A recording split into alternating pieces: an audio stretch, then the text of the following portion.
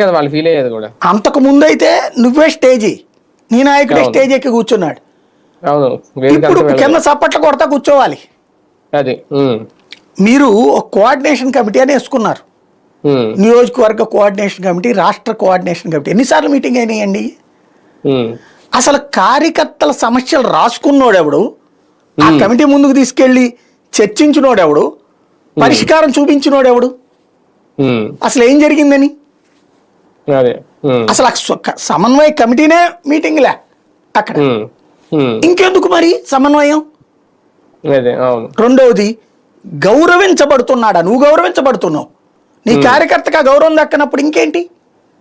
అంతే కదా. నీ కార్యకర్త అవమానించబడుతున్నప్పుడు నువ్వు ఆ ప్లేస్ లో కూర్చుని ఉపయోగం ఎందుకు? ఇంకా ఎవరి స్థాయిలో వాళ్ళు గౌరవం కోరుకుంటారు కదా, ఆ స్థాయిలో ఆయనకు ఆ గౌరవం కావాలి. స్థాయిలో జనసేన పవన్ కళ్యాణ్ పిఠాపురంలో మీటింగ్ పెడితే వర్మన్ కూడా స్టేజ్ మీదకి పిలువు, నువ్వు పిలవాలి. అలాగే బీజేపీకి సంబంధించిన దాంట్లో వాళ్ళని పిలవాలి, ఇద్దరిని. మిత్రధర్మం అది.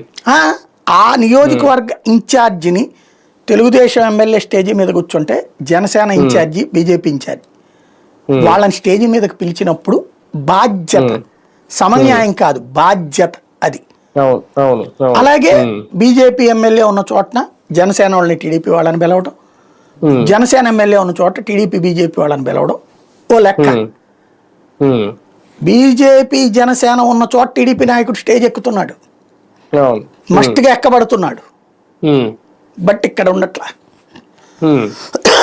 అది లెక్క చూసుకోవాల్సింది వాళ్ళు. సార్, ఒక రకంగా ఈ సమావేశంలో మరొకసారి మనం ఇంకో 15 ఏళ్ళు సాక్రిఫైస్ చేసేయాల్సిందే అన్నట్టుగానే ఈయన మాటలు ఉన్నాయి. ఇదంతా జగన్ కోసమేనా?